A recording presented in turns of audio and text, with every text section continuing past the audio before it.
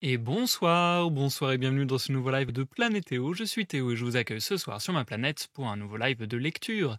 Et oui, ce soir, et si on lisait Le Banquet écrit par Platon. C'est notre deuxième live sur cette œuvre et ce soir, nous lirons quelques discours supplémentaires. Si vous me regardez en rediffusion sur YouTube, ça sera plus simple pour vous de vous référer à la barre de lecture de la vidéo ou à la description de la vidéo. Vous y trouverez des timecodes qui vont vous permettre de passer l'introduction, de passer les parties qui ne vous intéressent pas, les pauses, etc. et d'aller directement où vous le désirez. Ça peut vous servir de marque-page, c'est bien pratique.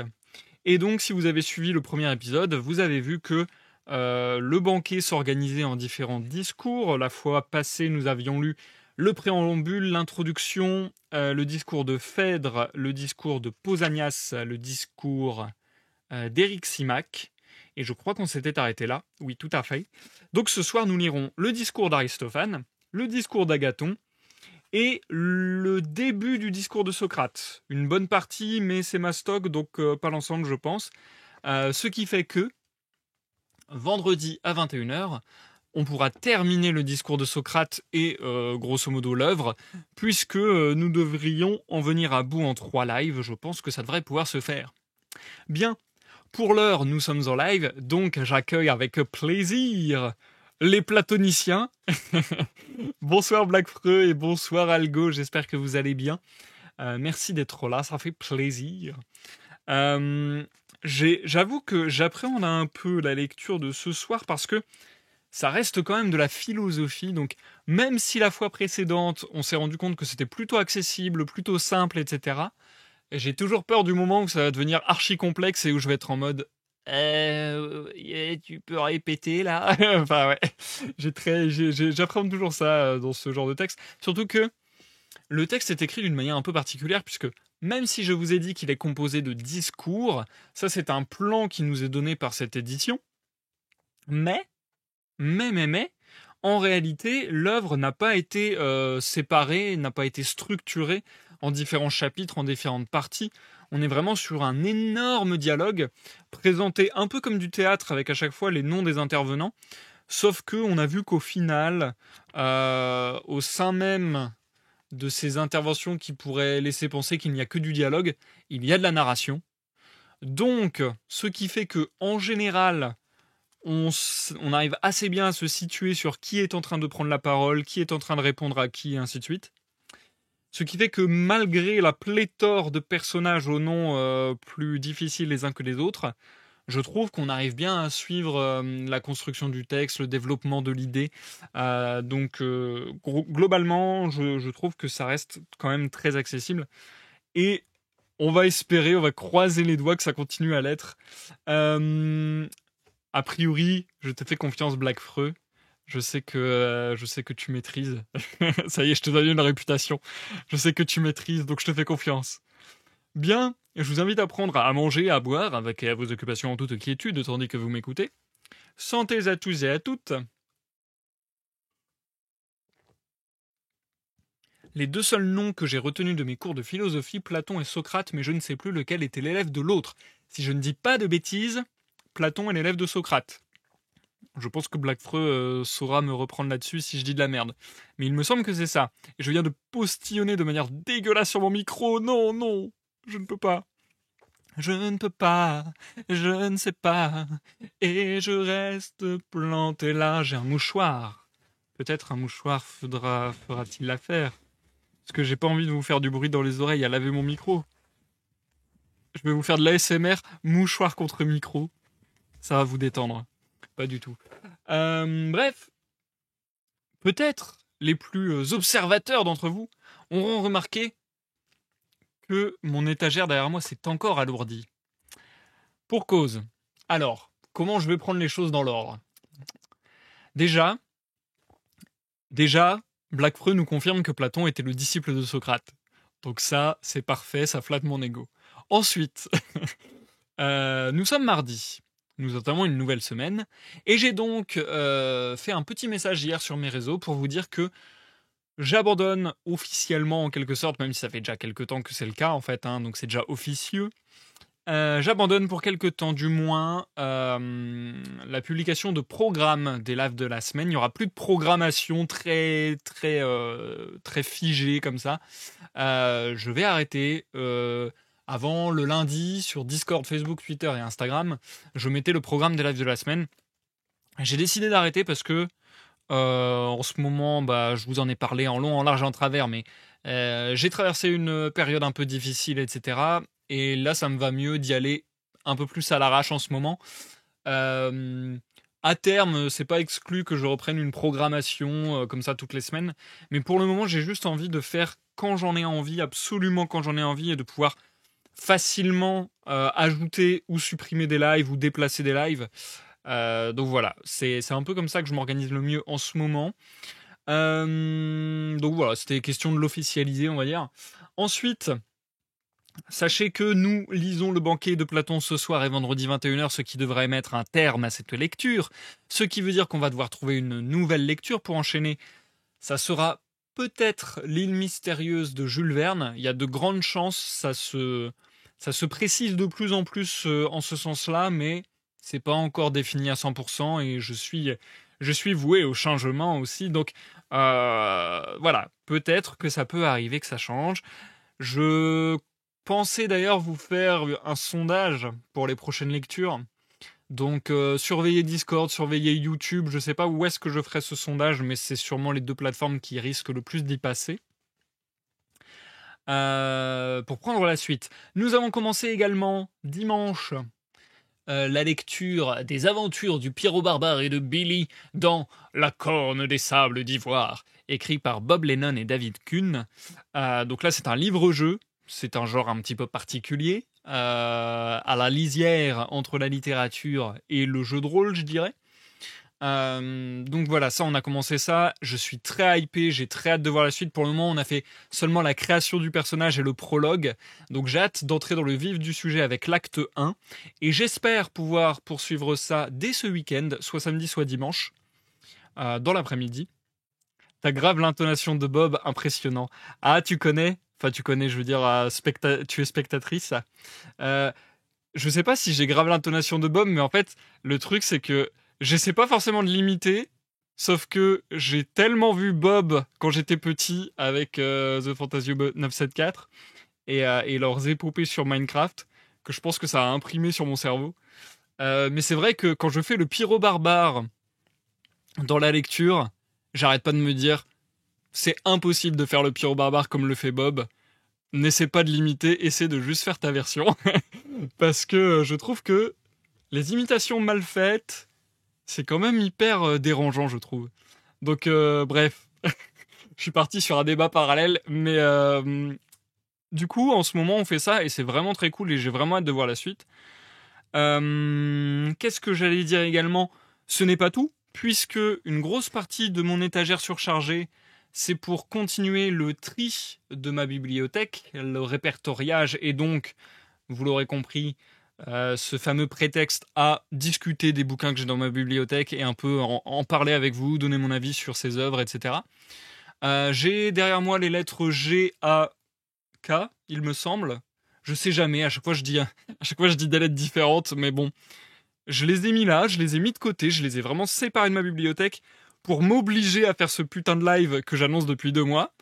Donc, il y a des chances que ça arrive également ce week-end.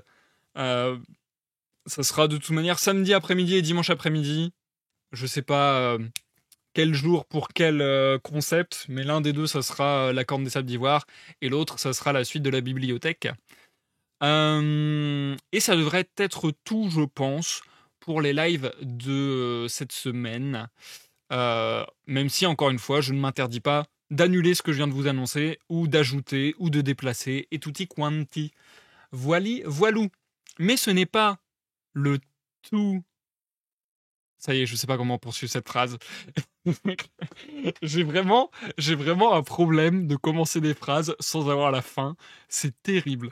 Du coup, ce n'est pas la seule raison pour laquelle mon étagère est surchargée, puisque j'ai encore ajouté ici des petites œuvres, 7 pour être précis, puisque j'ai passé mon après-midi en librairie. Malheureusement, je suis loin d'avoir trouvé tout ce que j'aurais aimé trouver, mais alors vraiment très loin. Et je suis très étonné de ne pas avoir trouvé certains énormes classiques. Par exemple, j'ai fait 2 librairies, hein, et puis c'est des enseignes entre guillemets. J'ai fait Majuscule et j'ai fait Le Furet du Nord. J'ai pas trouvé un putain d'Arthur Conan Doyle et pas un putain de Lovecraft. J'ai vraiment débloqué, ça m'a vraiment choqué, ça m'a vraiment étonné. Autant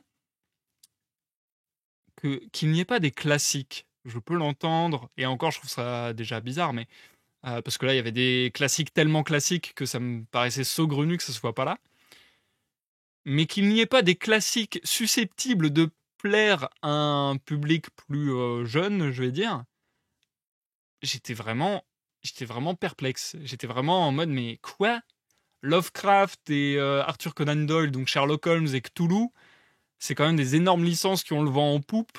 Je ne comprends pas comment c'est possible des librairies où il n'y ait pas d'exemplaires de ces bouquins. Mais bon, bref, j'ai un peu débloqué.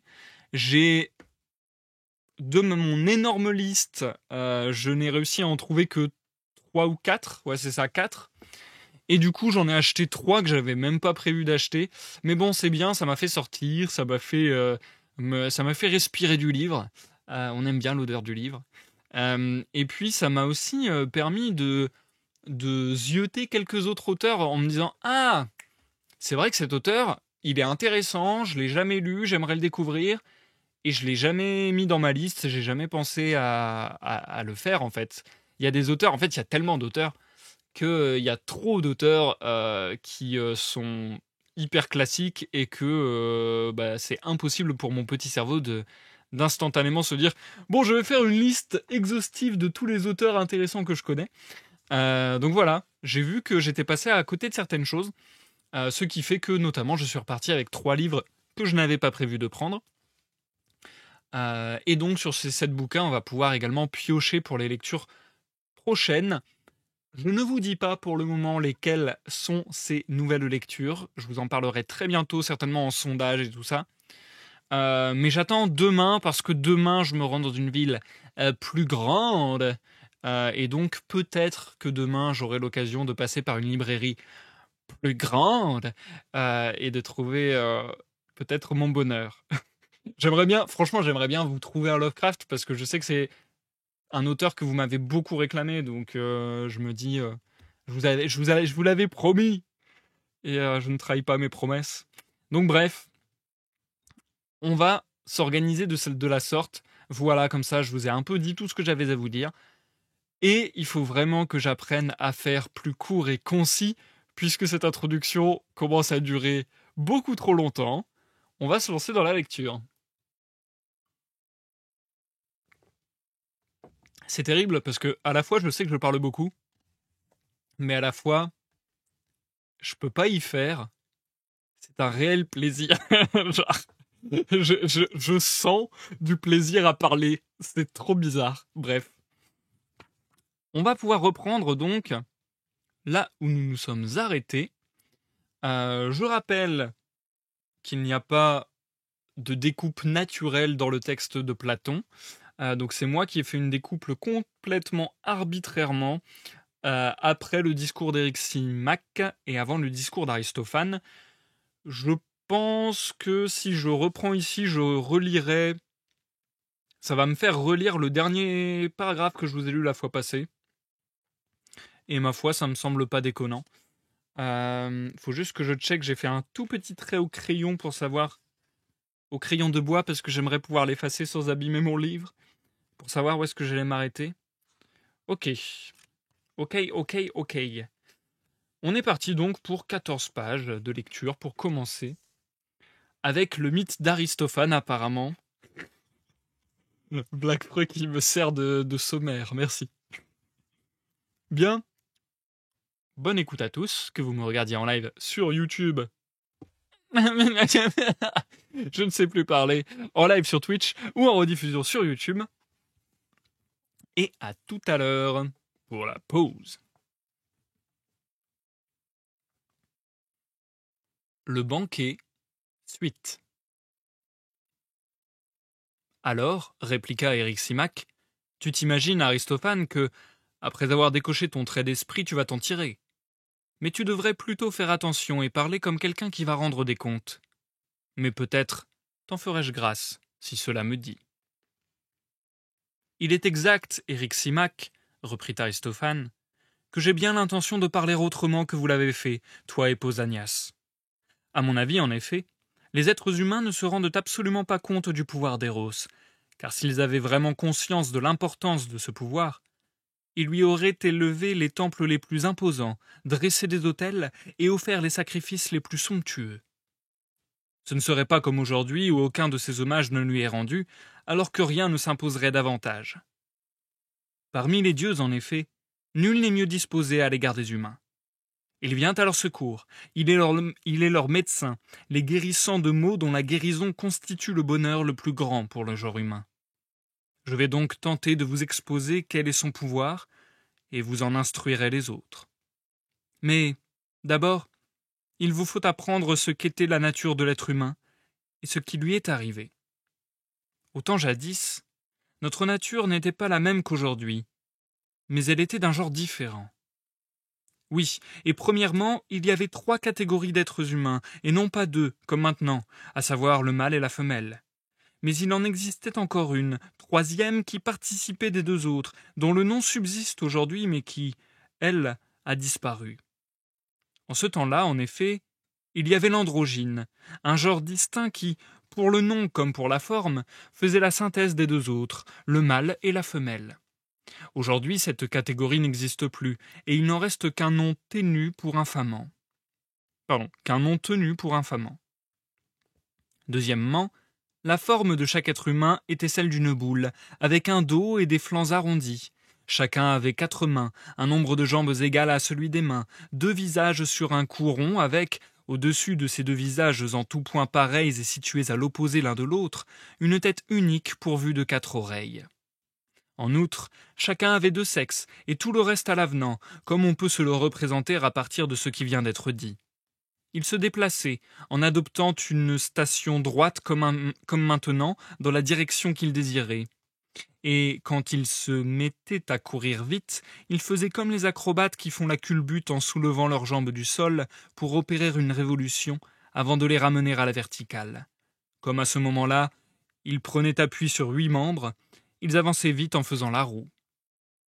La raison qui explique pourquoi il y avait ces 3 catégories, et pourquoi elles étaient telles que je viens de le dire, c'est que, au point de départ, le mâle était un rejeton du soleil, la femelle un rejeton de la terre, et le genre qui participait de l'un et de l'autre, un rejeton de la lune, car la lune participe des 2.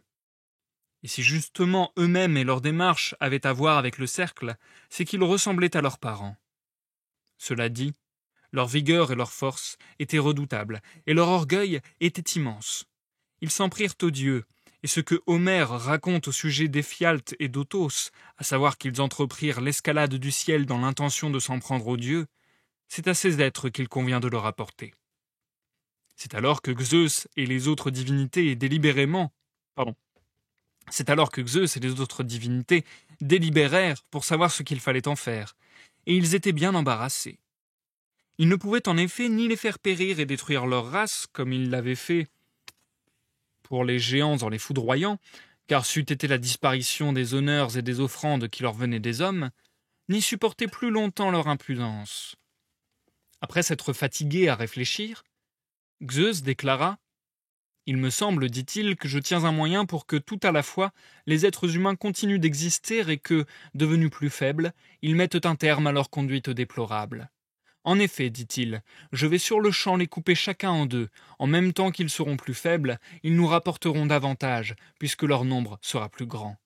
Et ils marcheront en position verticale sur 2 jambes.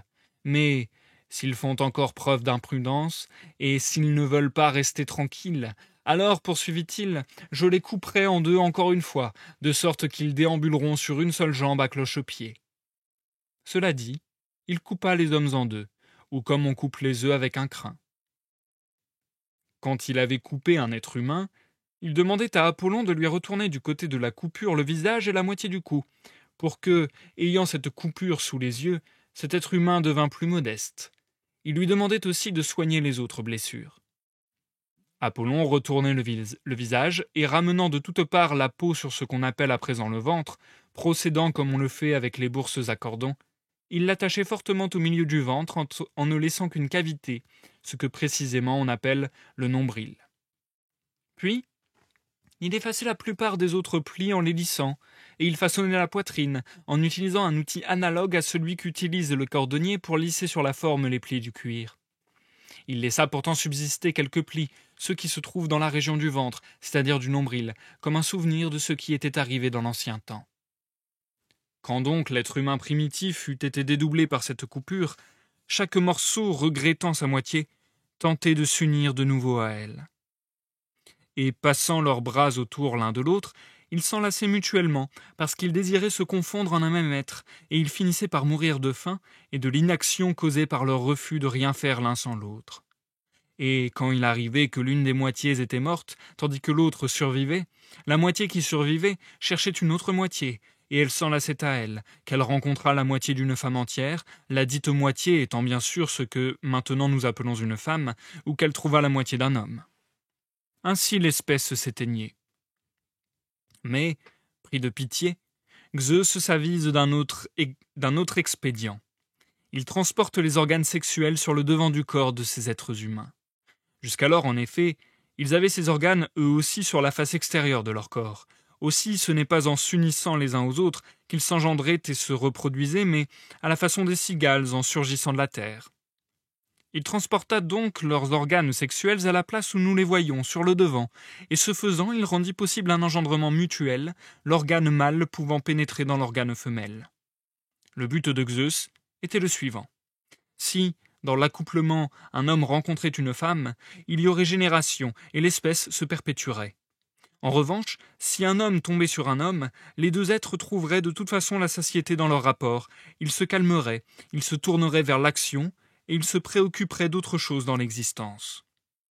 C'est donc d'une époque aussi lointaine que date l'implantation dans les êtres humains de cet amour, celui qui rassemble les parties de notre antique nature, celui qui, de deux êtres, tente de n'en faire qu'un seul, pour ainsi guérir la nature humaine. Chacun d'entre nous est donc la moitié complémentaire d'un être humain, puisqu'il a été coupé, à la façon des saules, un seul être en produisant deux. Sans cesse donc chacun est en quête de sa moitié complémentaire.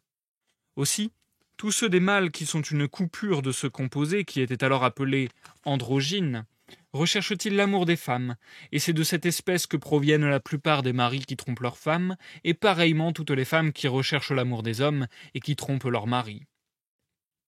En revanche, toutes les femmes qui sont une coupure de femmes ne prêtent pas la moindre attention aux hommes, au contraire, c'est plutôt vers les femmes qu'elles sont tournées, et c'est de cette espèce que proviennent les lesbiennes.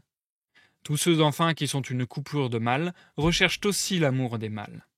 Aussi longtemps qu'ils restent de jeunes garçons, comme ce sont des petites tranches de mâles, ils recherchent l'amour des mâles et prennent plaisir à coucher avec des mâles et à s'unir à eux.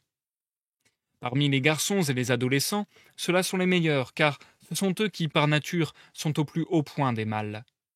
Certaines personnes, bien sûr, disent que ce sont des impudiques, mais elles ont tort. Ce n'est pas par impudicité qu'ils se comportent ainsi, non, c'est leur hardiesse, leur virilité et leur allure mâle qui font qu'ils recherchent avec empressement ce qui leur ressemble. En voici une preuve éclatante. Les mâles de cette espèce sont les seuls en effet qui, parvenus à maturité, s'engagent dans la politique. Lorsqu'ils sont devenus des hommes faits, ce sont de jeunes garçons qu'ils aiment, et ils ne s'intéressent guère par nature au mariage et à la procréation d'enfants, mais la règle les y contraint. Ils trouveraient plutôt leur compte dans le fait de passer leur vie côte à côte en y renonçant.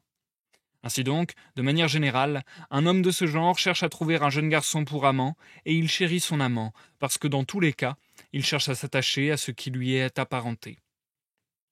Chaque fois donc que le hasard met sur le chemin de chacun la partie qui est la moitié de lui-même, tout être humain, et pas seulement celui qui cherche un jeune garçon pour amant, est alors frappé par un extraordinaire sentiment d'affection, d'appartement et d'amour.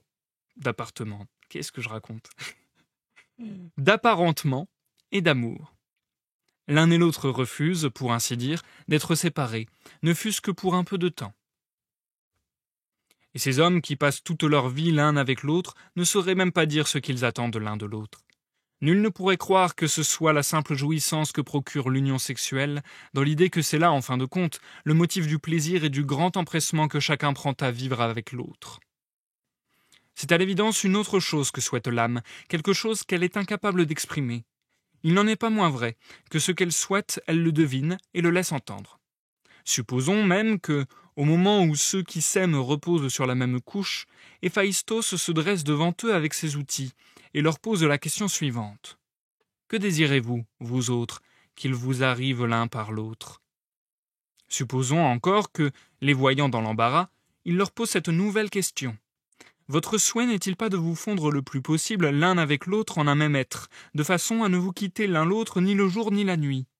Si c'est bien cela que vous souhaitez, je consens à vous fondre ensemble et à vous transformer en un seul être, de façon à faire que de ces deux êtres que vous êtes maintenant, vous deveniez un seul, c'est-à-dire pour que, durant toute votre vie, vous viviez l'un avec l'autre une vie en commun, comme si vous n'étiez qu'un seul être, et que, après votre mort, là-bas, chez Hadès, au lieu d'être deux, vous ne formiez qu'un seul être, après avoir connu une mort commune.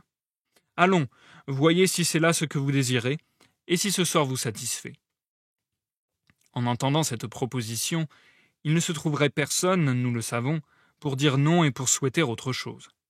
Au contraire, chacun estimerait tout bonnement qu'il vient d'entendre exprimer un souhait qu'il avait depuis longtemps, celui de s'unir avec l'être aimé et se fondre en lui, de façon à ne faire qu'un seul être au lieu de deux. Ce souhait s'explique par le fait que la nature humaine, qui était la nôtre dans un passé reculé, se présentait ainsi, c'est-à-dire que nous étions d'une seule pièce. Aussi, est-ce au souhait de retrouver cette totalité, à sa recherche, que nous donnons le nom d'amour. Oui, je le répète, avant l'intervention de Zeus, nous formions un seul être. Maintenant, en revanche, conséquence de notre conduite injuste, nous avons été coupés en deux par le dieu, tout comme les Arcadiens l'ont été par les Lacédémoniens. Il est donc à craindre que, si nous ne faisons pas preuve de respect à l'égard des dieux, nous ne soyons une fois de plus fendus en deux, et que nous ne déambulions pareils aux personnages que sur les stèles nous voyons figurés en relief, coupés en deux suivant la ligne du nez, devenus pareils à des jetons qu'on a coupés par moitié.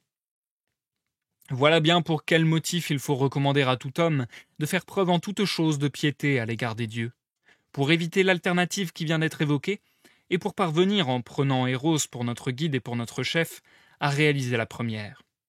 Que nul ne fasse rien qui contrarie Eros, et c'est s'opposer à lui que de se rendre odieux à la divinité. En effet, si nous vivons en entretenant des relations d'amitié avec le Dieu et en restant en paix avec lui, nous découvrirons les bien-aimés qui sont véritablement les nôtres, et nous aurons commerce avec eux, ce que peu d'hommes font aujourd'hui. Ah, qu'Eryximaque prétend à mes propos une intention comique, n'avez pas supposé que je parle de Pausanias et d'Agathon. Sans doute se trouvent-ils êtres de ce nombre, et ont-ils l'un et l'autre une nature de mâle. Quoi qu'il en soit, je parle, moi, des hommes et des femmes dans leur ensemble, pour dire que notre espèce peut connaître le bonheur, si nous menons l'amour à son terme, c'est-à-dire si chacun de nous rencontre le bien-aimé qui est le sien, ce qui constitue un retour à notre ancienne nature. Si cela est l'état le meilleur, il s'ensuit nécessairement que, dans l'état actuel des choses, ce qui se rapproche le plus de cet état est le meilleur. Et cela, c'est de rencontrer un bien-aimé dont la nature corresponde à notre attente. Si par nos hymnes, nous souhaitons célébrer le Dieu qui est le responsable de ces biens, c'est en toute justice Eros que nous devons célébrer, lui qui, à l'heure qu'il est, nous rend les plus grands services en nous conduisant vers ce qui nous est apparenté, et qui, pour l'avenir, suscite les plus grands espoirs, en nous promettant, si nous faisons preuve de piété envers les dieux, de nous rétablir dans notre ancienne nature, de nous guérir, et ainsi de nous donner félicité et bonheur. Voici, dit-il, quel est Eryximaque, le discours qui est le mien sur Eros. Il est différent du tien. Tout comme je t'en ai prié, ne le tourne pas en dérision, de façon à nous permettre d'entendre ce que va dire chacun de ceux qui restent, ou mieux, chacun des deux qui restent, car seuls doivent encore parler Agathon et Socrate. À ce que disait Aristodème, Eryximaque répondit « Eh bien, je t'obéirai. C'est qu'en effet, j'ai eu du plaisir à entendre ton discours, et même si je n'avais pas conscience du fait que Socrate et Agathon sont redoutables sur les sujets qui relèvent d'Eros, j'aurais vraiment peur qu'ils ne se trouvent dans l'embarras pour parler après la variété et la diversité des choses qui ont été dites. Avec eux pourtant, je ne laisse pas d'avoir confiance. » Socrate intervint alors. « Tu as bien tenu ta partie dans ce concours, Eryximaque.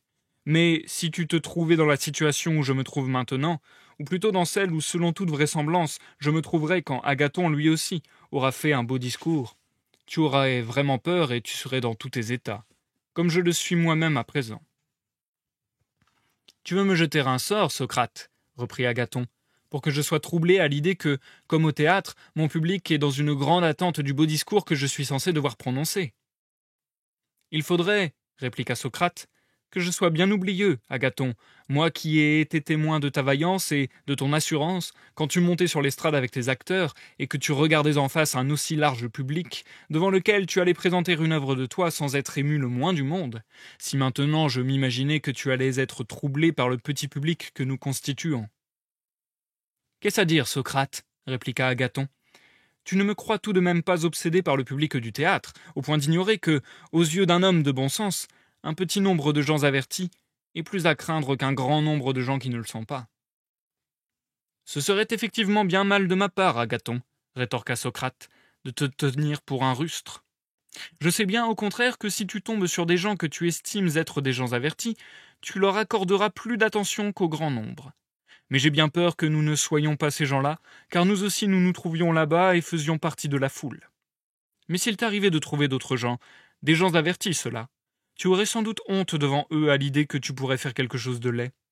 Qu'en dis-tu ? » ?»« C'est vrai, répondit-il. Mais devant la foule, tu n'aurais pas honte si tu faisais quelque chose de laid. » Alors, racontait Aristodème, Phèdre prit la parole et tint ses propos.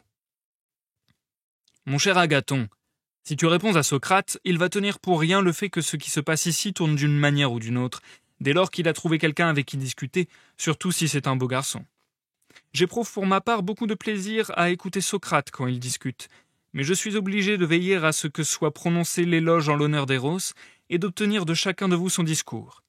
Il faut donc que vous vous acquittiez l'un et l'autre auprès du Dieu. Ensuite, vous pourrez discuter. »« Tu as raison, Phèdre, dit Agathon, et rien ne m'empêche de parler, puisque j'aurai encore bien des occasions dans l'avenir de discuter avec Socrate. »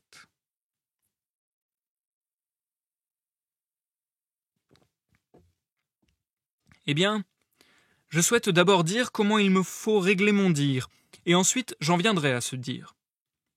Il me semble en effet que ceux qui ont parlé avant moi n'ont pas fait l'éloge du Dieu. Ils ont plutôt félicité les hommes des biens dont ce Dieu est le responsable pour eux. Mais ce qu'est ce Dieu lui-même, pour leur avoir accordé ces biens, personne ne l'a dit. Or, le seul procédé correct pour tout éloge, concernant toute chose, est d'expliquer la nature de l'être dont on parle et la nature de ce dont il est responsable.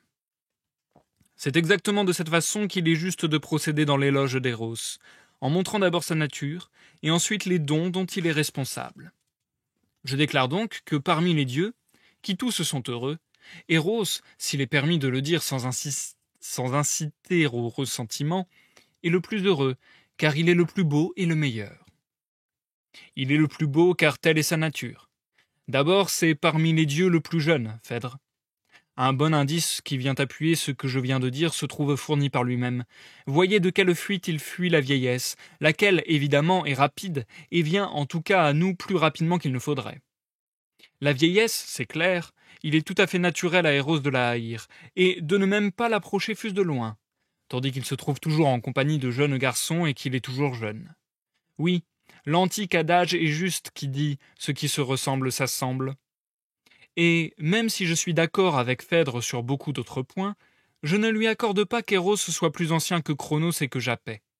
Je déclare, au contraire, qu'il est le plus jeune des dieux, que toujours il reste jeune, et que les vieilles querelles entre les dieux que racontent Hésiode et Parménide relèvent de nécessité et non d'Eros, à supposer que ces gens-là aient dit la vérité.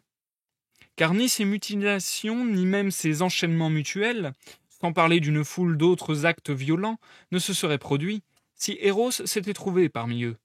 C'est plutôt la concorde et la paix qui eussent régné comme à présent, et comme ce fut le cas à partir du moment où sur les dieux régna Eros. Donc, Eros est jeune, et en plus d'être jeune, il est délicat. Mais il manque un poète, tel Homère, pour mettre en évidence la délicatesse du dieu. En effet, Homère dit d'Athée, l'égarement de l'esprit, à la fois qu'elle est une déesse et qu'elle est délicate, que ses pieds du moins sont délicats lorsqu'il dit « Ses pieds sont délicats et sans fouler le sol, elle avance en marchant sur la tête des hommes ». C'est par un bel indice, me semble-t-il, que se manifeste sa délicatesse. La déesse pose le pied non sur ce qui est dur, mais sur ce qui est tendre. C'est le même indice que nous utiliserons dans le cas d'Eros, pour montrer qu'il est délicat. Il ne pose le pied ni sur la terre, ni même sur des crânes, ce qui n'est pas tout à fait quelque chose de tendre, mais il chemine dans ce qu'il y a de plus tendre dans la réalité, et il y établit sa résidence. C'est en effet dans les caractères et dans les âmes des dieux et des hommes qu'il s'établit. Encore n'est-ce point indistinctement dans toutes les âmes. S'il tombe sur une âme qui est un caractère dur, il s'en éloigne, tandis qu'il réside dans celle dont le caractère est tendre. Étant donné donc que, par ses pieds et par tout le reste, il est toujours en contact avec les réalités qui sont les plus tendres de toutes, il est doué de la plus grande délicatesse, nécessairement. Eros, on le voit, est le plus jeune et le plus délicat. À cela, il faut ajouter que, par sa constitution, il est ondoyant. En effet, s'il était rigide, il ne pourrait en toute âme ni se faire totalement enveloppant, ni passer inaperçu, d'abord en y entrant, puis en sortant. De sa constitution harmonieuse et ondoyante, sa grâce donne un indice important, cette grâce qu'Eros possède au suprême degré, comme on s'entend à le reconnaître, car, entre le manque de grâce et l'amour, l'antagonisme est incessant. Le fait que le dieu vive au milieu des fleurs explique la beauté de son teint. Sur ce qui ne fleurit pas, sur ce qui a pas ses fleurs, corps, âme ou quoi que ce soit d'autre, Eros ne s'oppose point. Mais s'il se trouve un lieu bien fleuri et bien parfumé, là Eros se pose et demeure. Sur la beauté du dieu donc, voilà qui suffit, même s'il reste beaucoup à dire. C'est la vertu d'Eros qu'il faut ensuite évoquer. Le point le plus important, c'est qu'Eros ne commet ni subit d'injustice, que ce soit de la part d'un dieu ou à l'égard d'un dieu, de la part d'un homme ou à l'égard d'un homme. C'est que, s'il lui arrive de subir quelque chose, il ne subit rien sous l'effet de la violence, car la violence n'atteint pas Eros. La violence n'intervient pas non plus dans son action, lorsqu'il fait quelque chose, car tout le monde est en toutes circonstances prête, de son plein gré, son concours à l'amour.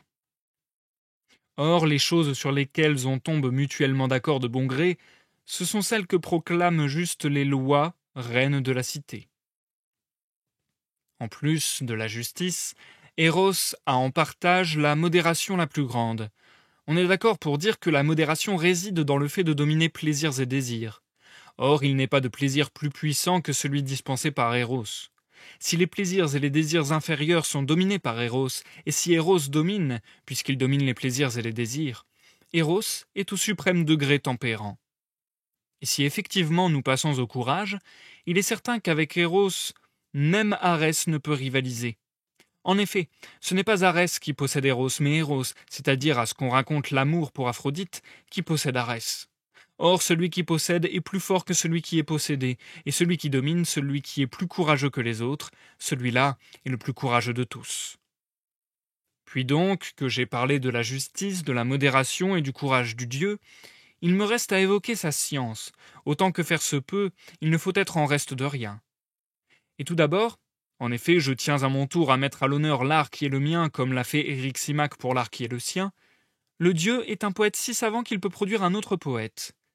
Il n'est du moins personne qui ne devienne poète, même s'il était auparavant étranger à la muse, une fois qu'Eros l'a touché. De toute évidence, le fait suivant témoigne en ce sens. Eros est, de façon générale, un bon créateur en tout domaine de la création qui ressortit aux muses. En effet, ce que l'on ne possède point ou ce que l'on ne sait pas, on ne peut ni le donner à un autre, ni le lui enseigner. Mieux encore, pour ce qui est de la fabrication des êtres vivants, de tous les êtres vivants, qui osera nier qu'Eros possède un savoir grâce auquel naît et grandit tout ce qui vit? Par ailleurs, en ce qui concerne la pratique des arts, ne savons-nous pas que celui dont ce dieu a été l'instructeur devient célèbre et illustre, tandis que reste obscur celui qu'Eros n'a pas touché? Une chose est certaine en tout cas. C'est sous l'instigation du désir et de l'amour qu'Apollon a découvert l'art du tir à l'arc, de la médecine et de la divination.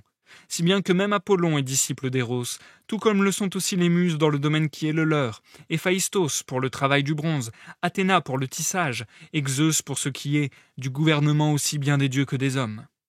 C'est bien sûr ce qui explique aussi que les querelles entre les dieux furent réglées après la naissance d'Eros et son apparition parmi eux, lui qui est amour de la beauté, car il n'est pas incité par la laideur. Or, avant cet événement, comme je l'ai dit en commençant, toutes sortes de choses terribles, à ce qu'on raconte, se passaient chez les dieux, parce que c'était le règne de la nécessité. Mais dès que ce dieu-là fut né, de l'amour des belles choses résultèrent tous les biens, pour les dieux comme pour les hommes. Ainsi, me semble-t-il, Phèdre, Héros est le premier, car il est, lui, le plus beau et le meilleur. Par suite, il est cause pour le reste des êtres d'autres effets de cet ordre. Me viennent à l'esprit sévère. C'est lui qui produit la paix chez les humains, le calme sur la mer. Pas de souffle, vent couché, et la peine s'endort. C'est ce Dieu qui nous vide de la croyance que nous sommes des étrangers l'un pour l'autre, tandis que c'est lui qui nous emplit du sentiment d'appartenir à une même famille.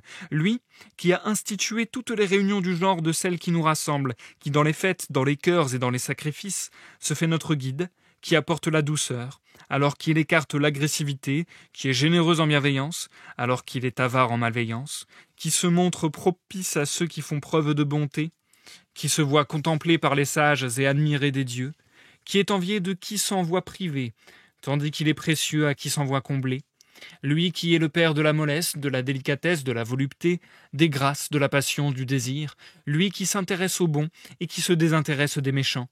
C'est lui qui, dans la peine, le désir et le discours, est notre pilote, notre défenseur.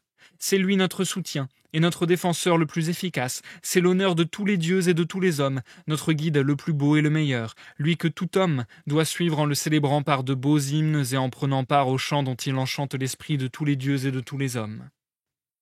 Que ce discours qui est le mien, dit-il, soit mon offrande aux dieux.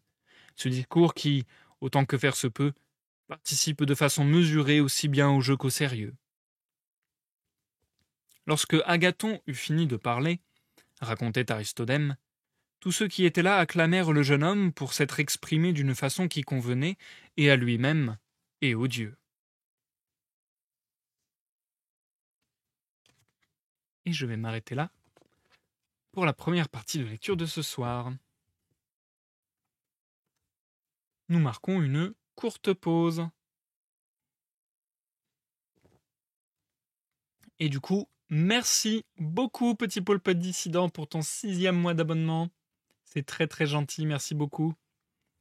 Et du coup, bonsoir, ça fait plaisir. Alors, je vais essayer de rattraper un petit peu ce que vous avez pu dire dans le chat rapidement.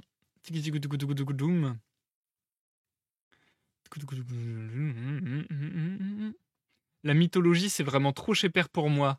Ah, intéressant. Zeus H24 dans les embrouilles, c'est vrai. Il a un mood d'enfant gâté. Le mood d'enfant gâté, j'ai ressenti ça sur beaucoup de textes avec des personnages illustres, on va dire. C'est mignon rencontrer un bien-aimé à nos attentes. Ben oui, ça parle d'amour, c'est beau. Un peu mimi, le mythe d'Aristophane, because ça explique en très gros qu'on recherche toujours notre moitié parce que c'est primitivement en nous. Bah, je connaissais ce mythe. En fait, c'est ça qui est drôle. Je connaissais ce mythe, mais j'avais aucune idée que c'était dans le banquet de Platon. Et du coup, je suis fort content de l'avoir découvert et de l'avoir lu, parce que c'est un mythe que je raconte depuis des années et des années. Et je savais pas, j'en connaissais pas l'origine, on va dire. Alors bon, si ça se trouve, quelqu'un d'autre en a parlé ailleurs, mais j'imagine que la mention la plus connue de ce mythe, ça doit être chez Platon. Eros est un des meilleurs dieux du Panthéon, effectivement. Bah, Eros, érotique. Non mais ouais, je comprends, je comprends. Après, on peut prendre Eros pour tellement de choses différentes. Non, c'est bien une des premières occurrences. Ah, ok. Intéressant. Et ouais, en fait, c'est marrant parce que, encore une fois, je trouve qu'il y a quand même des sujets très modernes, hein, dans le sens où je trouve ça fou de se dire un mec qui a vécu au IVe siècle avant Jésus-Christ a écrit de la philosophie sur des thèmes dont on pourrait encore philosopher aujourd'hui. Euh, alors ça, en soi, c'est pas si surprenant dans le sens où je pense qu'il y a un peu des thèmes indémodables, genre l'amour, forcément. Les relations humaines, tant qu'on est des êtres humains, je pense qu'il y aura toujours à en dire quelque chose. Mais dans la manière d'approcher les choses, dans le style très accessible, dans les thèmes abordés un peu plus précisément, je trouve qu'il y a quand même quelque chose d'assez moderne, même si tout cela, bien entendu, est saupoudré de mythologie.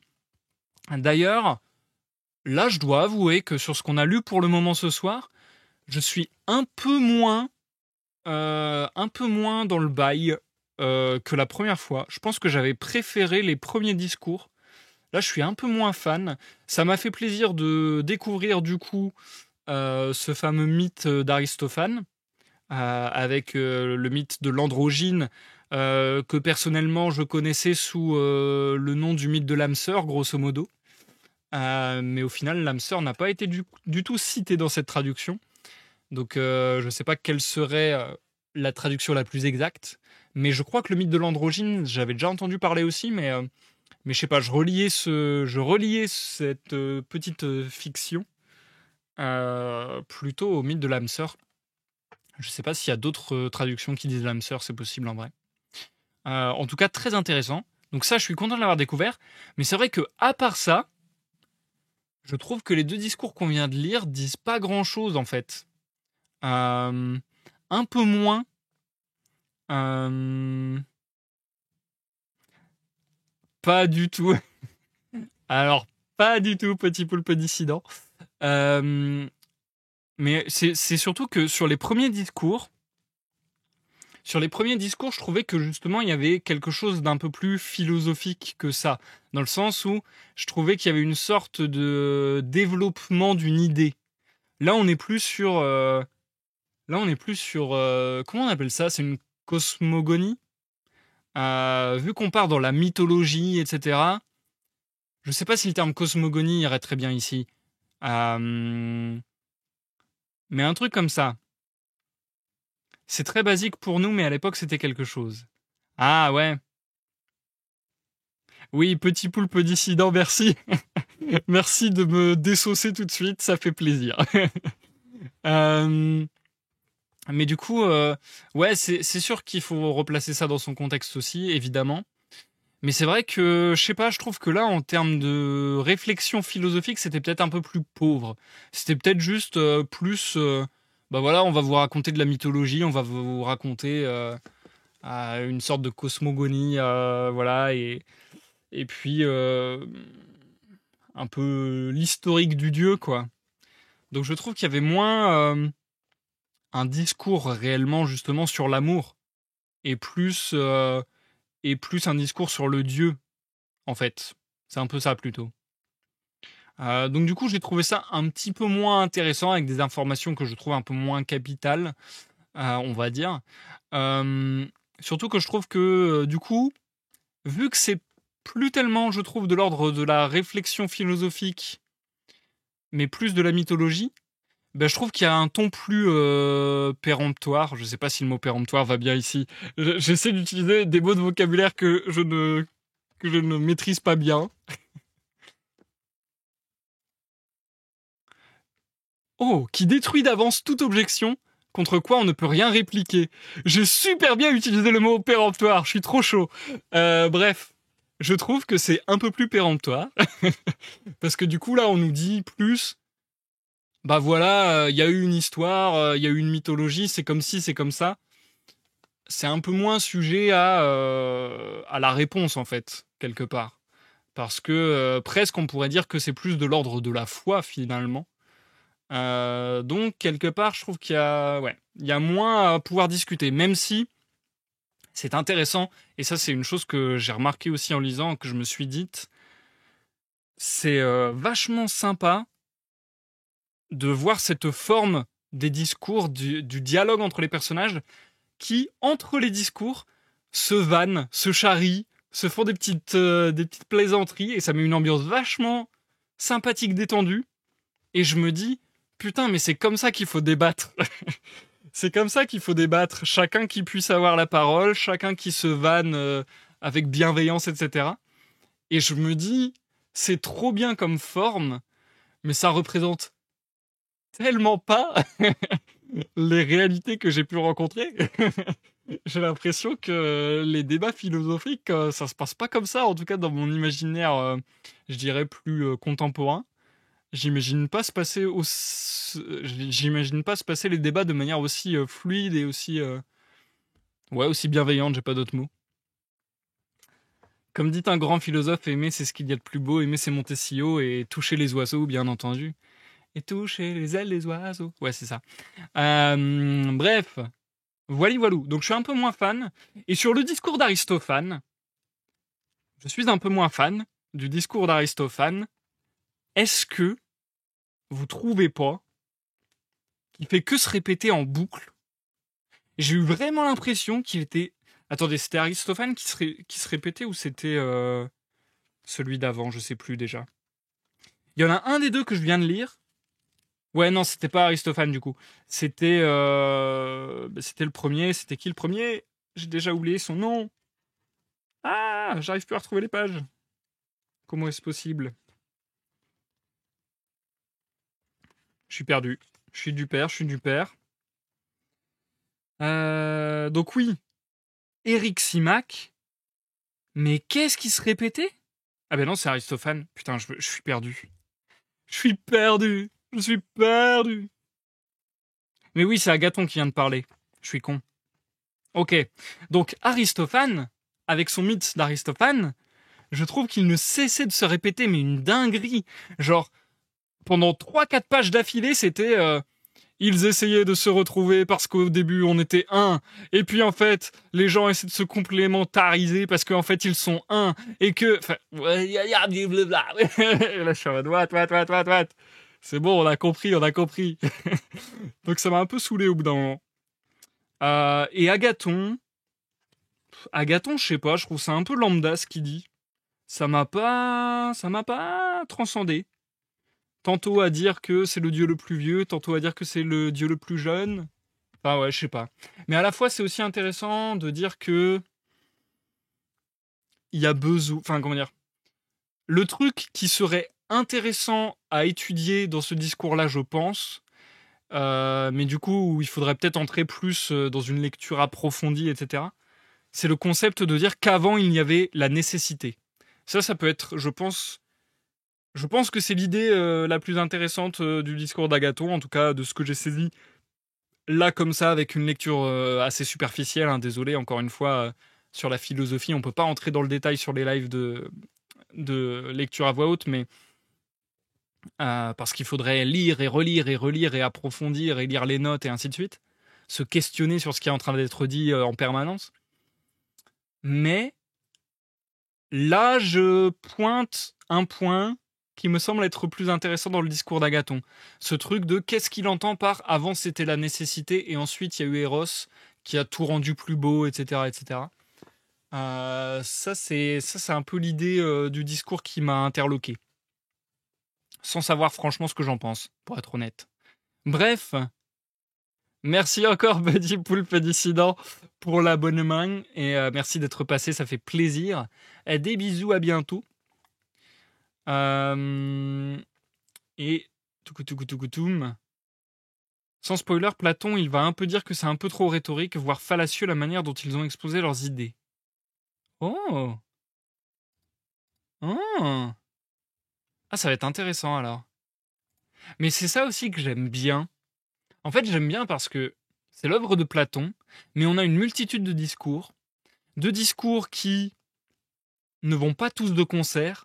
Donc du coup, j'aime bien qu'un auteur s'astreigne à chercher plusieurs versions et à pas juste donner la sienne, quoi. Ça, je trouve ça d'une honnêteté intellectuelle quelque part. En tant que philosophe, de laisser la parole à plusieurs mouvements, plusieurs courants, plusieurs discours, et pas juste dire voilà, moi c'est ça que je pense. C'est la bonne version. Donc ça, c'est un truc que j'aimais bien. Mais à la fois, je trouve ça intéressant ce que tu dis aussi, Black Freud, du coup. Si derrière, il va un peu clasher les autres en leur disant que c'est trop rhétorique, voire fallacieux, je me dis que ça peut être giga intéressant aussi de voir comment il va s'y prendre. Parce que, quelque part, ça veut dire qu'il s'auto-clash, en quelque sorte. Et je trouve que c'est un outil intéressant, du coup, pour un auteur, pour justement faire passer davantage peut-être son discours personnel, d'être capable de s'auto-clasher en racontant autre chose. Et du coup, au final, il clash les autres. Mais je sais pas. Au final, il clash les autres, mais c'est fait. Enfin, les autres. J'entends peut-être d'autres courants de pensée. Mais en même temps, c'est fait de manière astucieuse et de manière assez smart, je trouve. Assez élégante. Tout le but de l'agora, ouais, j'avoue. Mais franchement, ouais, il y a quand même un truc. Il y a quand même un truc chez les Grecs, hein. Tout à l'heure, à la librairie, j'ai vu des tonnes d'œuvres de Grecs et j'arrêtais pas de me faire la réflexion, mais c'est une dinguerie qu'on ait autant de textes de la Grèce antique qui nous restent aujourd'hui et qui nous restent aujourd'hui des classiques. C'est vrai que j'en ai parlé un peu lors du live précédent. Il y a une sorte d'adulation sans borne, une sorte d'idolâtrie de la Grèce antique et ainsi de suite. Euh, dont certains disent que c'est un peu trop et puis qu'il faut se rendre compte aussi qu'il y avait des choses qui n'allaient pas et ainsi de suite. D'ailleurs, dans le texte, ça a continué pas mal aujourd'hui à parler de pédérastie. Donc bon, ça c'est beaucoup plus discutable. Parce que le nombre de fois où on parle de l'amour pour les jeunes garçons, voilà. Mais euh, mais quand même, je trouve ça fou à quel point ça nous reste et à quel point il y a quand même des choses à aller chercher qui sont vraiment pertinentes même à notre époque, quoi. Je trouve qu'il y a quand même c'est quand même un gros trésor en quelque sorte la Grèce antique. C'est vachement intéressant à fouiller. Bref, sur ce, j'ai encore une fois énormément parlé. Je sais pas pourquoi je parle autant en ce moment. J'ai l'impression de faire des intros et des pauses à rallonge. Excusez-moi. On va pouvoir poursuivre avec le discours de Socrate, ce me semble. Ce me semble. Attendez. J'ai reperdu. C'est terrible. J'ai reperdu mon plan. Ok. Donc oui, on va passer sur le discours de Socrate. Et je vous le redis, on va pas pouvoir lire tout le discours de Socrate, mais une bonne partie. Je lirai la fin du discours de Socrate vendredi à 21h, ainsi que l'éloge de Socrate par Alcibiade, qui grosso modo met à peu près fin. Ah bon, après il y a un épilogue. Et voilà, c'est ce qui composera la fin du banquet. Bref, encore une fois, de toute manière, ça c'est un plan défini par l'édition, etc. Mais dans la structure même du texte, il n'y a pas de chapitre, de partie, donc on fait un peu comme on peut. D'ailleurs, est-ce que j'ai mis un trait pour dire que je devais arrêter? Je me rappelle plus. Pipou, pipou, pou, poudoudoudoudou. Aïe aïe aïe. Oui, oui, j'ai mis un trait pour dire qu'on arrêtait. Je crois que j'ai fait exprès d'arrêter la partie de lecture qui arrive sur une question un peu badass, un peu ah ah, et alors? Pour faire une sorte de cliffhanger. Ça me faisait marrer. Par contre, du coup, on est parti pour 20 pages. Ça va être long. Bon. On est parti pour 20 pages, mais j'ai l'impression qu'il y a plus de dialogue et moins de longs monologues, donc ça devrait peut-être passer un peu plus vite.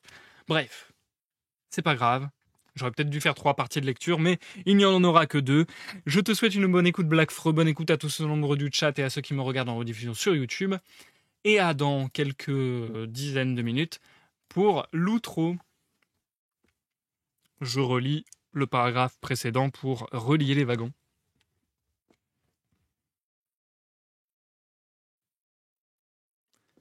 Le banquet, suite. Lorsque Agathon eut fini de parler, racontait Aristodème, tous ceux qui étaient là acclamèrent le jeune homme, pour s'être exprimé d'une façon si qui convenait et à lui-même et aux dieux. Alors Socrate se tourna vers Éryximaque et lui adressa la parole en ces termes. « Ne crois-tu pas, fils d'Acoumen, que je n'avais pas raison tout à l'heure d'être plongé dans l'effroi ? N'est-ce pas plutôt à la façon d'un devin que je viens de parler, en disant qu'Agathon allait s'exprimer de façon admirable, tandis que moi j'allais me trouver dans l'embarras ? Sur le premier point, répondit Éryximaque, tu as bien deviné, semble-t-il, en disant qu'Agathon parlerait bien, mais non pas, je pense, en disant que tu serais dans l'embarras. Et comment, bienheureux Éryximaque, répondit Socrate, éviterais-je, moi comme n'importe qui d'autre, de me trouver dans l'embarras alors que je dois parler après un discours d'une telle beauté et d'une telle virtuosité.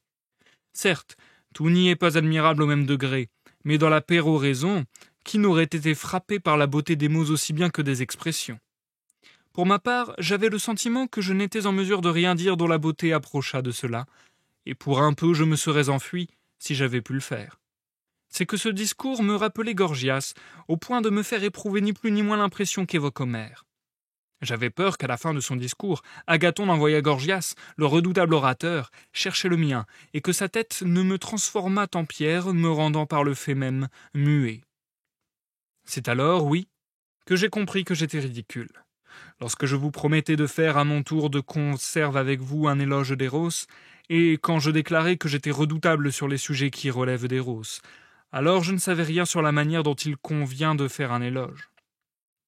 Dans ma sottise, je m'imaginais en effet qu'il fallait dire la vérité sur chacune des choses dont on fait l'éloge, que cela servait de point de départ et qu'il fallait, parmi ces vérités, choisir les plus belles pour les disposer dans l'ordre qui convient le mieux.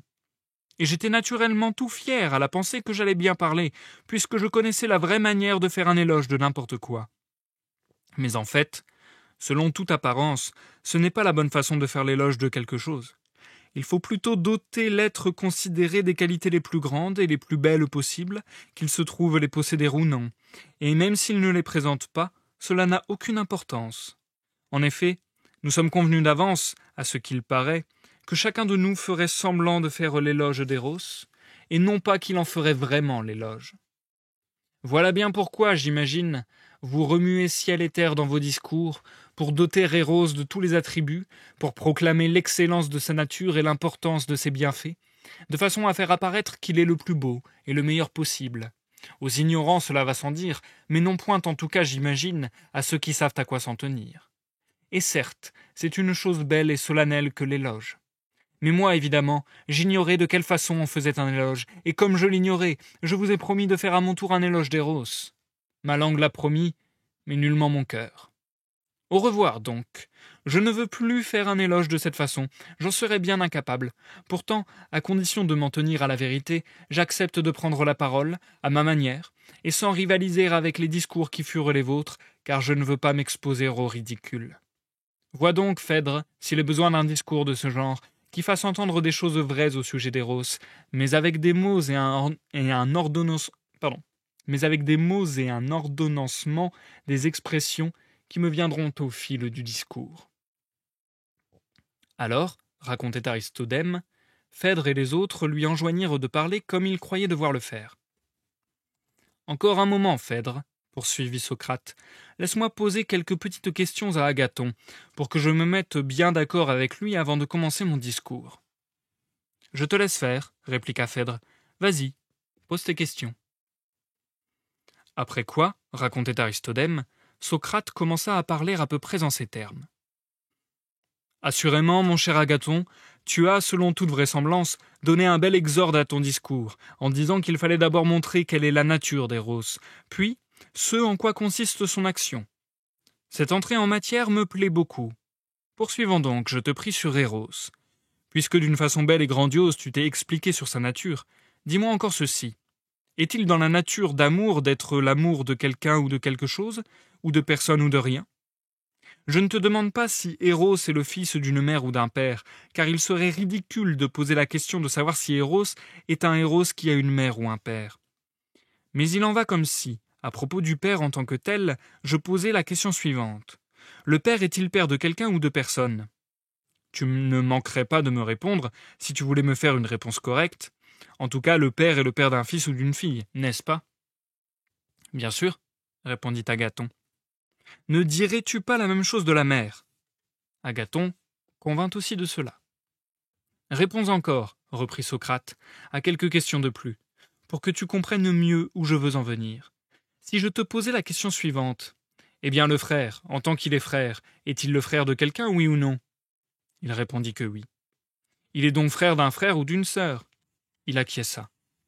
Alors essaie, reprit Socrate, d'appliquer la même question à Eros. Eros est-il amour de rien ou de quelque chose? De quelque chose, évidemment. Eh bien, voilà un point auquel tu dois veiller avec soin, en te remettant en mémoire ce dont il est amour.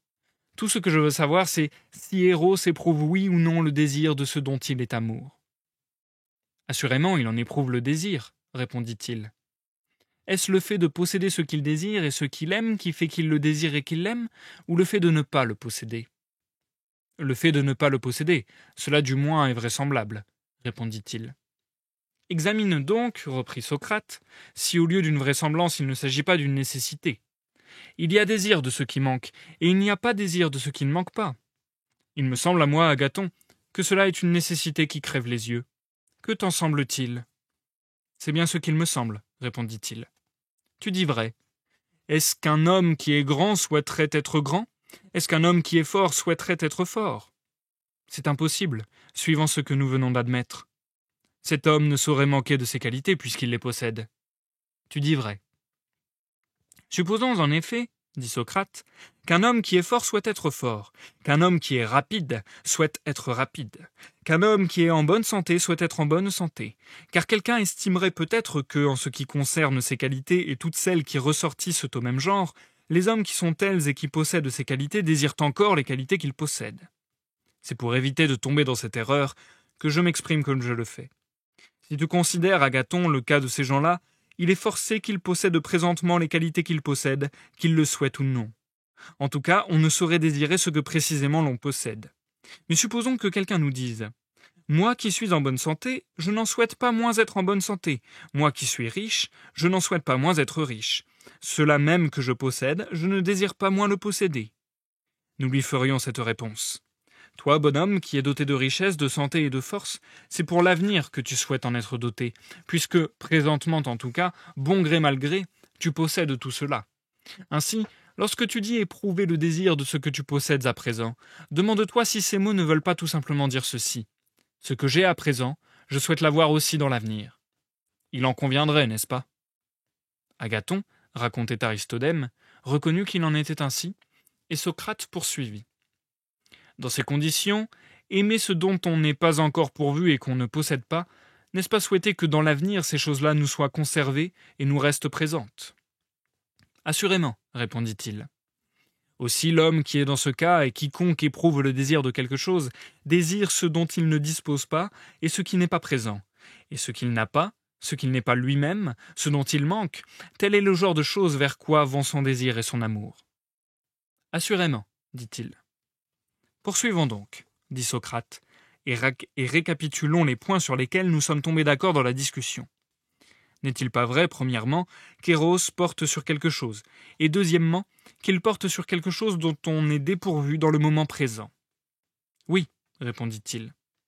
Rappelle-toi maintenant à quoi tu as, dans ton discours, déclaré que se rapportait Eros.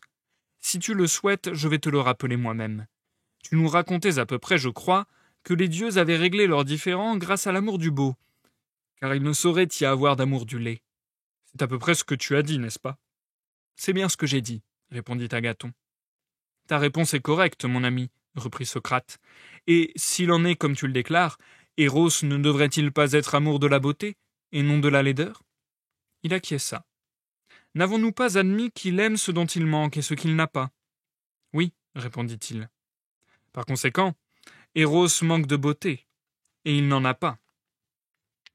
Forcément, répondit-il. Mais quoi? Vas-tu appeler beau ce qui manque de beauté et qui en est complètement dépourvu? Non, assurément. Dès lors, accordes-tu encore qu'Eros est beau s'il en va ainsi? Et Agathon de répliquer, Je risque fort, Socrate, d'avoir parlé sans savoir ce que je disais. Pourtant, Agathon, dit-il, tu as magnifiquement parlé. Mais encore une petite question. Pour toi, les choses bonnes ne sont-elles pas en même temps belles? À mon avis, oui. Par conséquent, si Eros manque de ce qui est beau, et si les choses bonnes sont belles, alors il doit manquer de ce qui est bon. En ce qui me concerne, Socrate, dit-il, je ne suis pas de taille à engager avec toi la controverse, qu'il en soit comme tu le dis. Non, très cher Agathon, c'est avec la vérité que tu ne peux engager la controverse. Avec Socrate, ce n'est vraiment pas difficile. Je vais maintenant te laisser la paix. Écoutez plutôt le discours sur Eros que j'ai entendu un jour de la bouche d'une femme de Mantinée, Diotime, qui était experte en ce domaine comme en beaucoup d'autres, et qui à un moment donné, 10 ans avant la peste, avait amené les Athéniens à offrir des sacrifices qui ont permis de reculer 10 ans la date du fléau. Oui, c'est elle qui m'a instruit les choses concernant l'amour. Je vais essayer de vous rapporter le discours que tenait cette femme sur la base des conventions acceptées par Agathon et par moi, c'est-à-dire par mes seuls moyens et comme je le pourrai. Il faut absolument, Agathon, comme tu l'as toi-même expliqué, exposer dans un premier temps ce qu'est Eros lui-même et quels sont ses attributs, puis dire ce qu'il fait. Dès lors, le plus facile, me semble-t-il, est de suivre dans mon exposé l'ordre que suivait jadis l'étrangère quand elle posait des questions. Mes réponses, en effet, étaient à peu de choses près celles qu'Agathon vient de faire. Je soutenais qu'Eros était un grand dieu et qu'il faisait partie de ce qui est beau, et elle me réfutait, en faisant valoir les mêmes arguments précisément que ceux que je viens d'utiliser avec Agathon, à savoir qu'Eros n'est ni beau ni bon, comme je viens de le dire. Je lui répliquai « Que dis-tu là, Diotime? Si tel est le cas, Eros est laid et mauvais. » « Pas de blasphème, reprit-elle. T'imagines-tu que ce qui n'est pas beau doive nécessairement être laid? Certainement. T'imagines-tu de même que celui qui n'est pas un expert est stupide? N'as-tu pas le sentiment que, entre science et ignorance, il y a un intermédiaire? Lequel? Avoir une opinion droite, sans être à même d'en rendre raison. Ne sais-tu pas, poursuivit-elle, que ce n'est là ni savoir, car comment une activité dont on n'arrive pas à rendre raison saurait-elle être une connaissance sûre, ni ignorance, car ce qui atteint la réalité ne saurait être ignorance? L'opinion droite est bien quelque chose de ce genre, quelque chose d'intermédiaire entre le savoir et l'ignorance. Tu dis vrai, répondis-je. Ne force donc ni ce qui n'est pas beau à être laid, ni non plus ce qui n'est pas bon à être mauvais. Eros est dans le même cas. Étant donné, disait-elle, que toi-même tu conviens qu'il n'est ni bon ni beau, tu dois de façon analogue estimer non pas qu'il est laid et mauvais, mais qu'il est quelque chose d'intermédiaire entre les deux. Pourtant, repris-je, tout le monde convient qu'Eros est un grand dieu. Quand tu dis tout le monde, parles-tu seulement des ignorants ou de ceux qui savent à quoi s'en tenir aussi? Je parle de tous ces gens à la fois. Elle éclata de rire. Socrate, reprit-elle, comment Eros serait-il reconnu comme un grand dieu par ceux qui déclarent qu'il n'est même pas un dieu? Qui sont ces gens? Demandai-je. En voici un, dit-elle, c'est toi, et une autre, c'est moi. Et moi de répliquer, que veux-tu dire? C'est tout simple, répondit-elle. Dis-moi, ne soutiens-tu pas que les dieux sont heureux et beaux? Ou oserais-tu soutenir que parmi les dieux tel ou tel n'est ni beau ni heureux? Je n'oserais pas, par Zeus. Oui, et ceux que tu déclares heureux, ce sont ceux qui possèdent les bonnes et les belles choses. Oui, bien sûr. Il n'en reste pas moins vrai que tu as reconnu qu'Eros, parce qu'il est dépourvu des choses bonnes et des choses belles, a le désir de ces choses qui lui manquent. Oui, je l'ai reconnu. Comment dès lors pourrait-il être un dieu, si effectivement il est dépourvu des choses belles et des choses bonnes? Apparemment, c'est bien impossible. Tu vois bien, reprit-elle, que toi non plus tu ne considères pas Eros comme un dieu. Dès lors, que pourrait bien être Eros, un mortel? Certainement pas. Alors quoi? Comme le montrent les exemples évoqués précédemment, reprit-elle, Eros est un intermédiaire entre le mortel et l'immortel. Que veux-tu dire, Diotime? C'est un grand démon, Socrate. En effet, tout ce qui présente la nature d'un démon est intermédiaire entre le divin et le mortel. Quel pouvoir est le sien, demandai-je. Il interprète et il communique aux dieux ce qui vient des hommes, et aux hommes ce qui vient des dieux. D'un côté les prières et les sacrifices, et de l'autre les prescriptions et les faveurs que les sacrifices permettent d'obtenir en échange. Et, comme il se trouve à mi-chemin entre les dieux et les hommes, il contribue à remplir l'intervalle pour faire en sorte que chaque partie soit liée aux autres dans l'univers.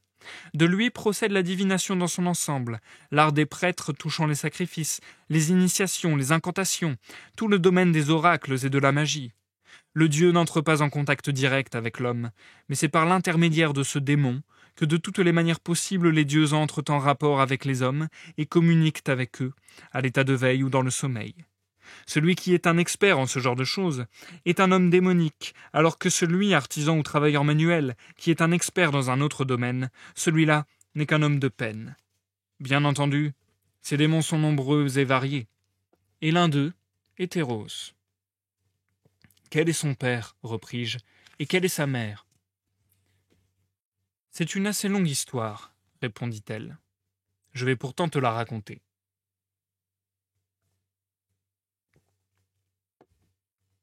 Il faut savoir que, le jour où naquit Aphrodite, les dieux festoyaient. Parmi eux se trouvait le fils de Métis, Poros. Or, quand le banquet fut terminé, arriva Pénia, qui était venue mendier comme cela est naturel un jour de bombance, et elle se tenait sur le pas de la porte. Or Poros, qui s'était enivré de nectar, car le vin n'existait pas encore à cette époque, se traîna dans le jardin de Zeus et, appesanti par l'ivresse, s'y endormit. Alors Pénia, dans sa pénurie, eut le projet de se faire un enfant par Poros.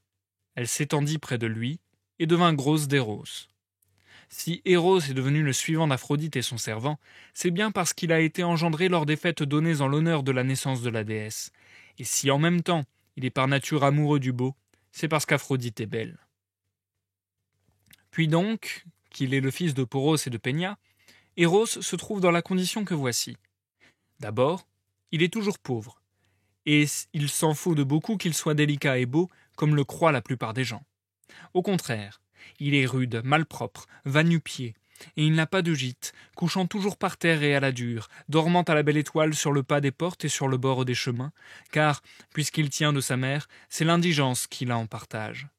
À l'exemple de son père, en revanche, il est à l'affût de ce qui est beau et de ce qui est bon. Il est viril, résolu, ardent, c'est un chasseur redoutable, il ne cesse de tramer des ruses, il est passionné de savoir et fertile en expédients. Il passe tout son temps à philosopher, c'est un sorcier redoutable, un magicien et un expert. Il faut ajouter que par nature, il n'est ni immortel ni mortel. En l'espace d'une même journée, tantôt il est en fleurs, plein de vie, tantôt il est mourant. Puis il revient à la vie quand ses expédients réussissent en vertu de la nature qu'il tient de son père, mais ce que lui procurent ces expédients, sans cesse lui échappe. Aussi, Eros n'est-il jamais ni dans l'indigence ni dans l'opulence. Par ailleurs, il se trouve à mi-chemin entre le savoir et l'ignorance. Voici en effet ce qui en est. Aucun dieu ne tend vers le savoir ni ne désire devenir savant, car il l'est. Or, si l'on est savant, on n'a pas besoin de tendre vers le savoir. Les ignorants ne tendent pas davantage vers le savoir ni ne désirent devenir savants. Mais c'est justement ce qu'il y a de fâcheux dans l'ignorance. Alors que l'on n'est ni beau, ni bon, ni savant, on croit l'être suffisamment. Non, celui qui ne s'imagine pas en être dépourvu ne désire pas ce dont il ne croit pas devoir être pourvu. Qui donc, Diotime, demandai-je, sont ceux qui tendent vers le savoir, si ce ne sont ni les savants ni les ignorants? D'ores et déjà, répondit-elle, il est parfaitement clair, même pour un enfant, que ce sont ceux qui se trouvent entre les deux, et qu'Eros doit être du nombre. Il va de soi, en effet, que le savoir compte parmi les choses qui sont les plus belles. Or, Eros est amour du beau. Par suite, Eros doit nécessairement tendre vers le savoir, et puisqu'il tend vers le savoir, il doit tenir le milieu entre celui qui sait et l'ignorant. Et ce qui en lui explique ses traits, c'est son origine. Car il est né d'un père doté de savoir et plein de ressources, et d'une mère dépourvue de savoir et de ressources. Telle est bien, mon cher Socrate, la nature de ce démon. Mais l'idée que tu te faisais d'Eros, il n'est pas surprenant que tu t'y sois laissé prendre. Cette idée qui était la tienne, dans la mesure où ce que tu dis en fournit un indice, c'est que l'amour est le bien-aimé et non l'aimant. Voilà la raison pour laquelle, j'imagine, Eros te paraissait être doté d'une beauté sans borne. Et de fait, ce qui attire l'amour, c'est ce qui est réellement beau, délicat, parfait, c'est-à-dire ce qui dispense le bonheur le plus grand. Mais autre est la nature de ce qui aime, et je t'ai exposé ce qu'elle est. Et moi de reprendre, eh bien poursuis, étrangère, ce que tu dis est admirable, mais si telle est la nature d'Eros, quelle est son utilité pour les êtres humains? Voilà justement, Socrate, reprit-elle, ce que dans ce qui suit je vais tenter de te faire comprendre. Prenons pour acquis que telle est la nature d'Eros et que telle est son origine. Il est en outre amour de ce qui est beau, prétends-tu. Or, si l'on nous demandait, Socrate et Diotime, en quoi consiste l'amour de ce qui est beau, ou en termes plus clairs, celui qui aime les belles choses aime, qu'est-ce qu'il aime? Qu'elles deviennent siennes, répondis-je. Cette réponse, reprit-elle, appelle encore la question que voici. Qu'en sera-t-il de l'homme dont il s'agit quand les belles choses seront devenues siennes? Je déclarai que je me trouvais dans l'incapacité absolue de répondre à cette question sur le champ. Eh bien, reprit-elle, suppose que l'on remplace beau par bon, et que l'on te demande, voyons Socrate, celui qui aime ce qui est bon, mais qu'est-ce qu'il aime? Qu'elles deviennent siennes, répondis-je. Qu'en sera-t-il de l'homme dont il s'agit quand ce qui est bon sera devenu sien? Voici, répliquai-je, une réponse que je suis en mesure de faire plus facilement. Il sera heureux. Effectivement, répondit-elle, la possession de choses bonnes, c'est ce qui explique que les gens heureux sont heureux, et il n'est plus besoin de poser cette nouvelle question. Pourquoi celui qui souhaite être heureux souhaite-t-il l'être? Avec cette réponse, nous touchons bien au terme de nos peines. C'est vrai, dis-je. Eh bien, ce souhait, cet amour, les crois-tu communs à tous les êtres humains? Crois-tu que tous les êtres humains souhaitent posséder toujours ce qui est bon? Sinon, quel est ton avis? Il en est bien ainsi. Ce souhait est commun à tous les êtres humains. Mais alors, Socrate, reprit-elle, pourquoi ne déclarons-nous pas de tous les êtres humains qu'ils aiment, s'il est bien vrai que tous aiment toujours les mêmes choses? Pourquoi disons-nous plutôt que les uns aiment alors que les autres n'aiment pas? Cela m'étonne moi aussi, répliquai-je. Eh bien, reprit-elle, il ne faut pas que tu t'en étonnes. Je t'explique.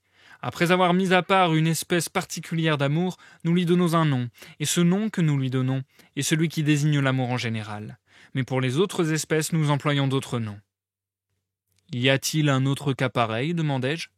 Celui que voici. Tu sais bien que la fabrication, poiesis, présente de multiples aspects. Bien entendu, tout ce qui est cause du passage du non-être vers l'être, pour quoi que ce soit, voilà en quoi consiste la fabrication, poiesis. Aussi, les ouvrages réalisés par tous les arts sont-ils des fabrications, poieseis. De même que les artisans qui les réalisent sont tous des fabricants, poietai. Tu dis vrai.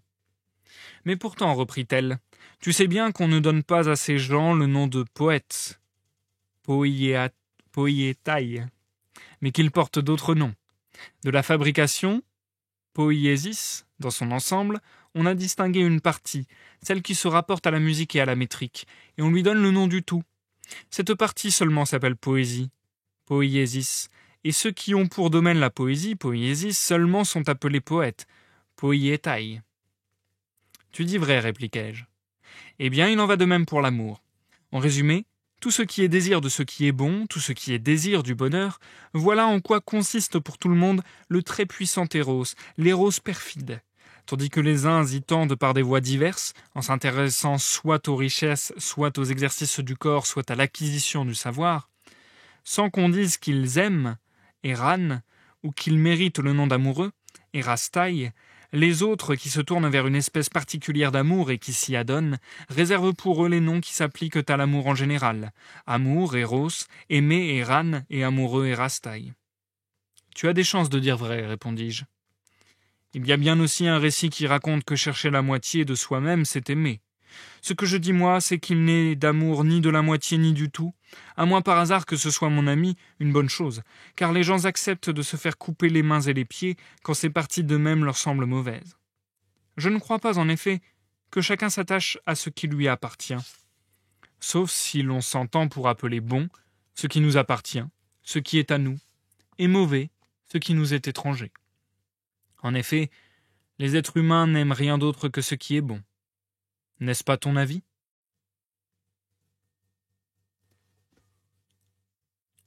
Et je vais m'arrêter là. Pour le moment, pour la lecture, ce sera tout pour ce soir. Désolé, on s'arrête en plein milieu du discours de Socrate.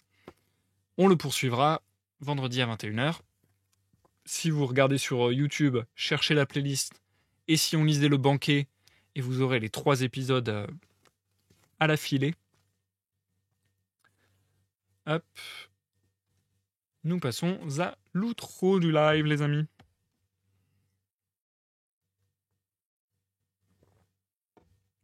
Alors, c'était intéressant toujours.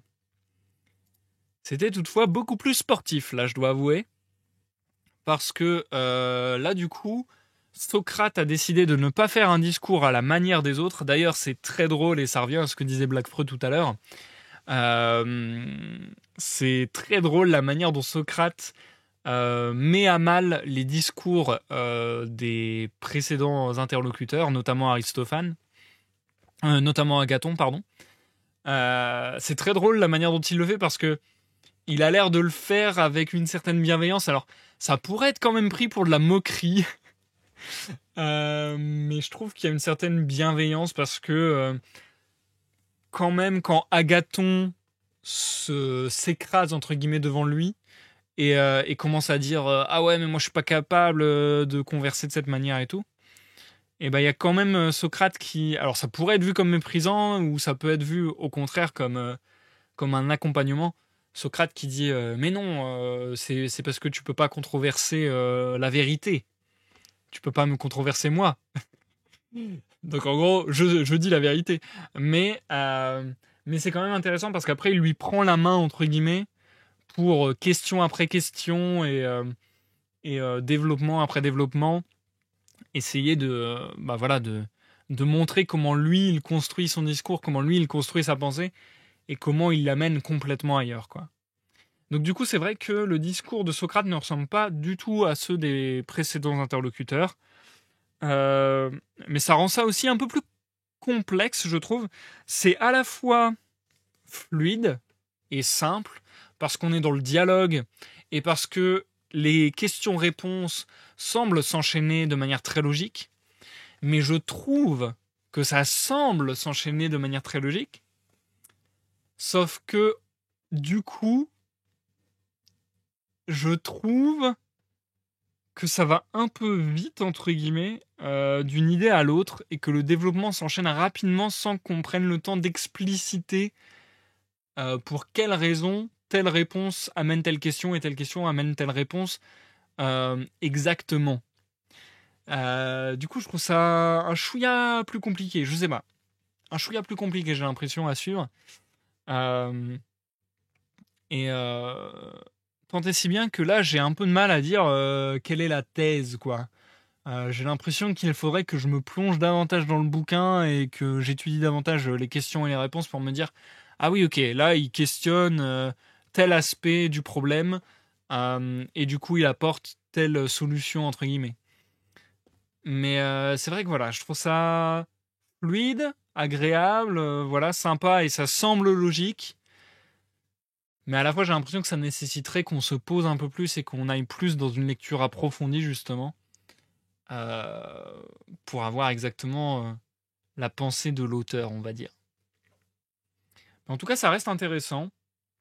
Euh, J'aime bien cette idée, j'aime beaucoup cette idée quand on pense amour, on pense souvent à celui qui est aimé et pas à celui qui aime. J'aime bien cette idée de Eros, on pense qu'il est beau, qu'il est ceci, qu'il est cela, mais en fait il est moyen et il aspire à plus. Quelque part, est-ce que, peut-être que je dis complètement de la merde, mais est-ce que Eros ne pourrait pas être vu aussi un peu comme comme un équivalent de l'ambition, quelque chose de cet ordre-là? Pas forcément l'ambition un peu guerrière et un peu dominante, voilà, mais plus l'ambition en mode l'envie de faire un truc, quoi. Comme disait Jacques Brel avec le talent. Le talent, c'est avoir envie de faire un truc, c'est oser faire un truc, quoi. Est-ce qu'il n'y a pas quelque chose de plus de cet ordre-là? J'ai l'impression. Et je trouve ça très beau également, l'idée que, du coup, ce soit ni humain ni divin, mais que ce soit un peu, quelque part, le rouage, que ce soit un peu le messager. En plus, pour l'amour, les messagers, c'est joli. Mais est-ce que voilà, ce serait pas plutôt, même peut-être plus que les rouages, l'huile, quelque part? Ce serait un peu ça. Est-ce que ce serait pas l'huile qui fait que les rouages fonctionnent bien ensemble? Et cette idée de quelque chose de très éthéréen. Je sais pas si je devrais dire le mot éther parce que peut-être que dans la pensée de la Grèce antique, le mot éther signifie quelque chose de très précis. Euh, mais bon, entendez-le à la mode moderne, on va dire. J'aime bien cette idée de quelque chose de très éthéréen, de très diffus comme ça dans l'univers, presque j'ai envie de dire, dans le monde, entre toutes choses. Euh, et du coup, moi personnellement, j'ai un peu la lecture de tout n'est qu'amour, tout n'est qu'amour, on baigne dans l'amour. Est-ce que c'est moi qui fais une prolongation Est-ce que c'est moi qui interprète mal le texte? Je sais pas, mais je sais pas, je trouve que ça m'amène personnellement à penser à une idée un peu réconfortante de la sorte, de l'ordre de l'amour est en tout, l'amour est partout, et l'amour c'est ce qui fait que les choses communiquent entre elles, quoi. Un truc comme ça.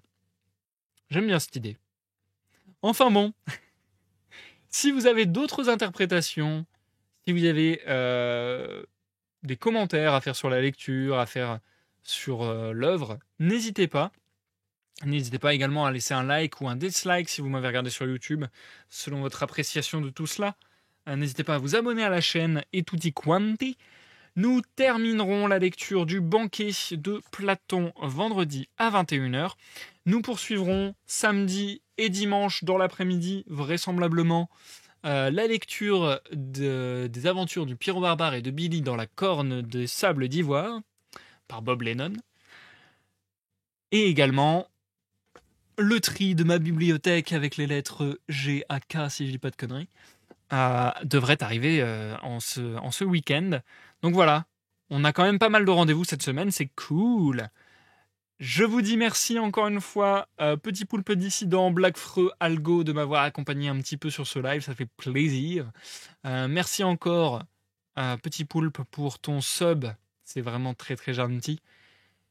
Et je vous dis bonne soirée, bonne nuit, à la prochaine pour la suite de la lecture. Bye bye!